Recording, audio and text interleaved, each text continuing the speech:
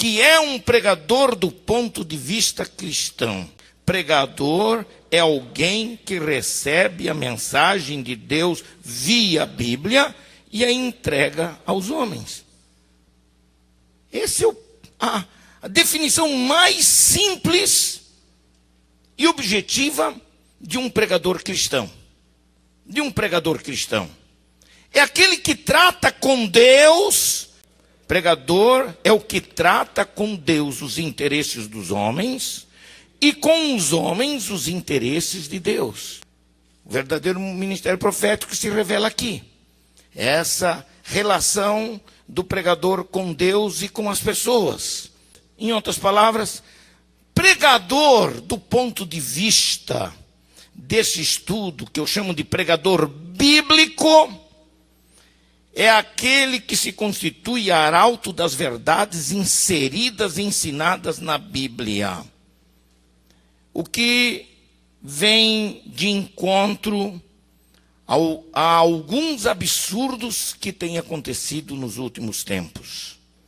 De pregadores que abandonam a Bíblia e vão em busca de subsídios, de livros seculares, de autoajuda e coisas semelhantes, e eles acabam confundindo valores espirituais com valores humanos. Nossa teologia tem se tornado uma teologia horizontalizada, que só se preocupa com o humano, tem se tornado uma teologia muito humanista, e com isto, esses valores, é assim que nasceu, especialmente, as ideias e as teologias dentro do neopentecostalismo. Começou por aí. Doutrina da fé completamente distorcida da verdadeira doutrina da fé na Bíblia. As ideias centradas no homem. As mensagens são muito antropocêntricas, muito voltadas para o homem, o que o homem pode fazer. Você é o bom, você é o tal, a vitória está com você, você que é o bamba, etc. Mais ou menos assim. E os princípios bíblicos nos mostram exatamente diferente. Pregador cristão autêntico é aquele que não foge da mensagem bíblica, não viaja pelos meandros de pseudo-teologias baseadas em filosofias meramente humanas, como vem acontecendo ultimamente. Lamentavelmente. Pregador é aquele que submete seus ouvidos e seu coração à palavra de Deus e a transmite com fidelidade. Eu conheço um grupo de pregadores assim hoje, conheço um grupo que agora está se desfazendo, que entrou por um caminho de fanatismo, de vaidade, porque eles resolveram passar para o povo a ideia de que eles tinham uma mensagem de Deus de forma direta, então eles criaram situações e experiências. Teve um determinado grupo aí que entrou nessa história de arrebatamento de espírito, e todo mundo queria fazer uma viagem interplanetária aí, para ir ao céu, para falar com Deus, para falar com o Espírito Santo, e até para reuniões, entre aspas, reuniões da corte celestial.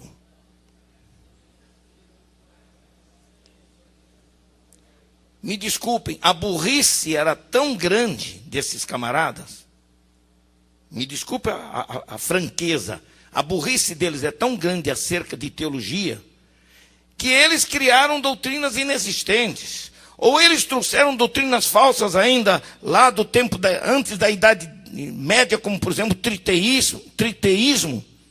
O camarada disse que foi ao céu, chegou no céu, ele foi convidado para ir a uma reunião da corte celestial. E quando ele chegou na reunião da corte celestial, ele viu o Pai, ele viu o Filho, ele viu o Espírito Santo.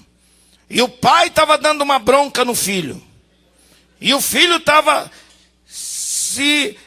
dando uma bronca no Espírito Santo. O pai cobrava do filho que não estava dando conta do recado aqui com a sua igreja. E o filho então falou: você é que é o responsável para cuidar da minha igreja lá na terra. O que é que nós vamos fazer para salvar a igreja? Aí o dito cujo brasileirinho de meia tigela, Deus que me perdoe, viu? Se apresenta: eis-me aqui. Dá para engolir um negócio desse? Prega uma falsa doutrina. Ele não vê a Trindade representada num só Deus, ele vê três distintamente. Não sei como é que ele viu o Espírito Santo. Ele vê três elementos e depois aparecia. Aí ele se tornou aqui um tipo de... Quase que só faltou criar uma empresa de turismo para ir ao céu e voltar. E o céu voltava. Vendo quando um pastor chegou para mim e disse: pastor, eu chorei muitos dias. Meu Deus, eu tenho muita vontade de ser arrebatado em espírito, porque eu quero ir lá no paraíso, eu quero ver, eu quero falar com o Senhor. Eu falei com fulano, mas ele disse: não, eu tenho que perguntar ao anjo. E o anjo, então, tinha um anjo lá, que tinha até um nome que não está na Bíblia. Não está nem na Bíblia. Aí o anjo disse: eu vou pensar no caso dele e tal. Não, mas olha, ele é gente boa. Deixa ele decidir isso aí. Aí daqui a pouco vinha: olha, o anjo concordou e você terá a oportunidade de ir. Foi numa determinada reunião de oração e lá era um monte de gente indo e subindo. Ora, nós sabemos que arrebatamento de espírito na Bíblia não é uma doutrina. É uma experiência, é uma manifestação espiritual que pode acontecer. A Bíblia não condena nem diz que não pode acontecer, mas não é uma necessidade. Nós não precisamos ir ao céu para tomarmos conhecimento das coisas. Nós temos o Espírito Santo que vive na igreja, suficientemente capaz de nos revelar tudo o que nós precisamos saber. O que é que eu quero dizer com isso? São pessoas que se perdem para poder chamar a atenção e mostrar para as pessoas e convencer as pessoas de verdades que eles não vivem ou de conceitos e ideias que eles desconhecem. Então, seja fiel ao Senhor, submeta seus ouvidos e coração à palavra de Deus e você será um pregador produtivo, abençoado pelo Senhor de modo especial. Pregador é aquele que encarna o Logos divino na sua própria vida. E transforma esta experiência de Cristo na sua vida na comunicação e revelação desse verbo de Deus, que é Jesus Cristo. Quando pregamos ao Senhor Jesus Cristo. E quando eu encarno a verdade que é Jesus, e a verdade representada pela sua palavra, significa que em todas as minhas entranhas e forças morais, intelectuais, físicas e psicológicas, quando elas estão inteiradas nisto, então eu posso ser usado por Deus. Você não precisa ser anormal. Você não precisa ser um alienígena espiritual. Você pode ser exatamente uma pessoa normal pregando a palavra de Deus. Há uma outra coisa importante sobre a pregação, que eu chamo de a relevância da pregação bíblica. A relevância da pregação bíblica. Romanos no capítulo 1, versículos 14 e 15, que nos diz assim: eu sou devedor, tanto a gregos como a bárbaros, tanto a sábios como a ignorantes. E assim, quanto está em mim, estou pronto para também vos anunciar o evangelho, a vós que estáis em Roma. O que a gente descobre e aprende nisso aqui? O apóstolo Paulo, nesse texto, ele nos mostra exatamente a importância, a relevância da pregação bíblica.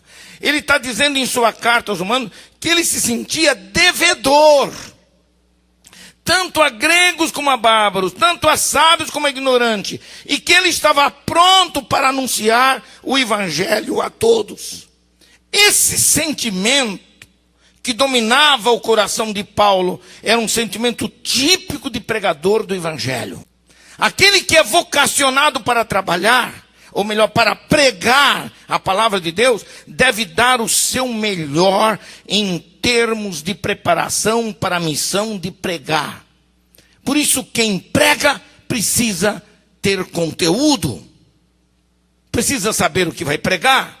Se ele se sentia preparado para falar tanto a gregos, quanto a bárbaros, tanto a sábios como a ignorantes, é preciso estar preparado para enfrentar e ter uma comunicação capaz de ser entendida e absorvida por qualquer pessoa. Por qualquer pessoa. O pregador precisa se preparar. O pregador precisa sentir seus auditórios. Quando eu ensino homilética, eu tenho um livro de homilética, que eu acho que a maioria dos irmãos já conhecem, que é o Pregador Eficaz. Esse livro procura ajudar tecnicamente aos pregadores novos, aos pregadores que querem aprender como preparar um sermão. E a gente sempre mostra nisso aí a importância de que o pregador saiba o que vai falar. Esse pentecostalino barato e pobre, de pregadores que vêm para o púlpito, que fecham os olhos, esperam que ligue numa tomadinha lá no céu e ele começa a falar e vai acontecer, faz um grande barulho, mas não diz nada. Pregador, na unção do Espírito, se prepara para pregar. Sabe o que vai falar. Tem domínio das suas emoções na hora de pregar. Não se perde no meio do caminho. Ele tem começo, meio e fim na sua pregação. Agora aquele que pensa que vai receber de Deus e tal, e faz muito barulho, só faz barulho. Porque nunca vai ter nada para dizer. Lembra-se que acima de tudo, o nosso culto é racional. E a nossa preparação também é racional. Significa, eu tenho que estudar, eu tenho que me preparar, eu tenho que pagar o preço. Eu preciso acreditar que pregar a palavra é preciso ter esse mesmo sentimento que dominava o coração do apóstolo São Paulo. A responsabilidade é enorme de quem prega.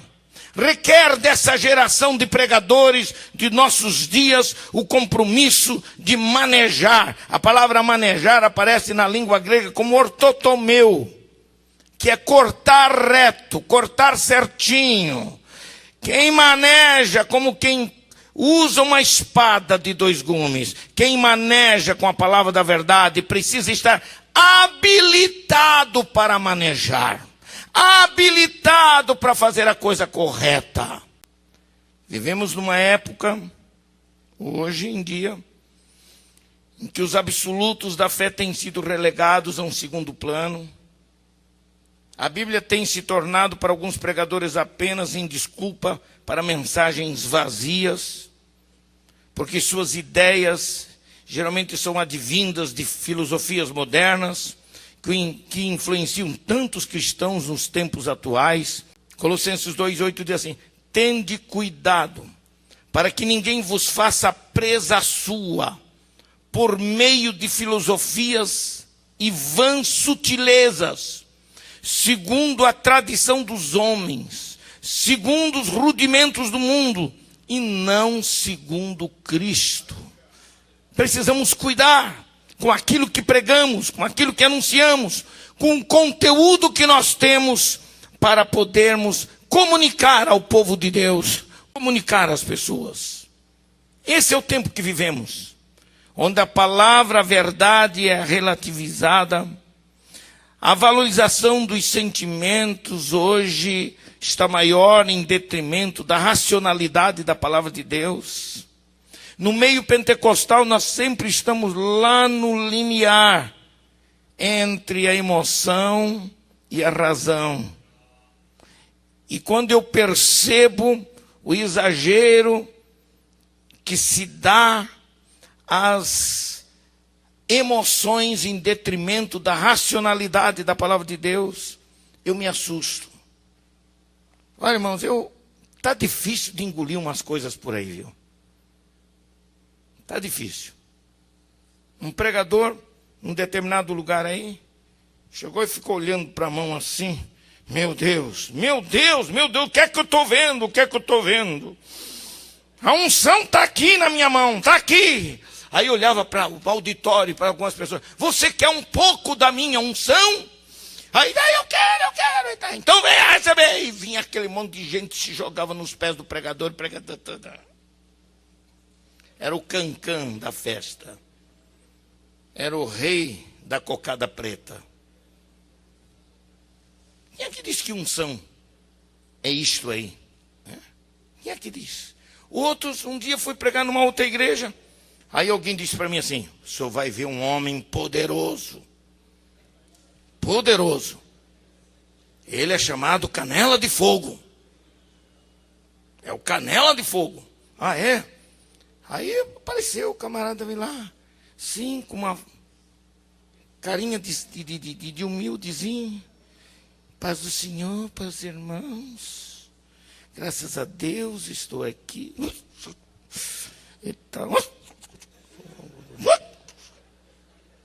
E daqui a pouco ele pula o púlpito assim e sai correndo. E um monte de gente, meu Deus! Aí o povo só falta subir pelas paredes. Palhaçada. Isso é palhaçada. Isso é brincar com a inteligência das pessoas. Isso é desrespeito. Isso não é nem emoção. Isso é brincadeira de circo. E a igreja não é palanque de circo e nem púlpito. Se você tem a unção de Deus, se você tem a graça do Senhor, tenha domínio sobre aquilo que você vai fazer, para que a palavra produza o verdadeiro efeito para a glória do Senhor, não para a sua própria glória. É lamentável que isso aconteça. Essa valorização exagerada que se dá para a emoção. A pessoa se emociona. Algumas pessoas até que são usadas por Deus, às vezes, no campo da profecia, às vezes são usadas. Mas às vezes elas tentam usar o Espírito Santo, manipulam com o Espírito Santo. Porque entregam uma mensagem que não tem nada a ver com nada. Me sai por aí. Eu creio em profecias, viu, irmãos? Eu creio na manifestação dos dons espirituais na igreja. Mas eu não aceito, particularmente, não aceito meninice. Não aceito coisa que não tenha peso bíblico. Coisa que fuja dos princípios que regem uma liturgia verdadeiramente santa na vida da igreja. Quer ter sucesso como pregador? Então submeta seus ouvidos a ouvir a voz de Deus. Submeta. Ouça a voz de Deus quando lê a Bíblia. Ouça a voz de Deus quando está orando. Mas ouça a voz de Deus. Não finja espiritualidade que não tem. Não tente acrescentar à sua espiritualidade experiências mirabolantes. Aquela coisa e tal.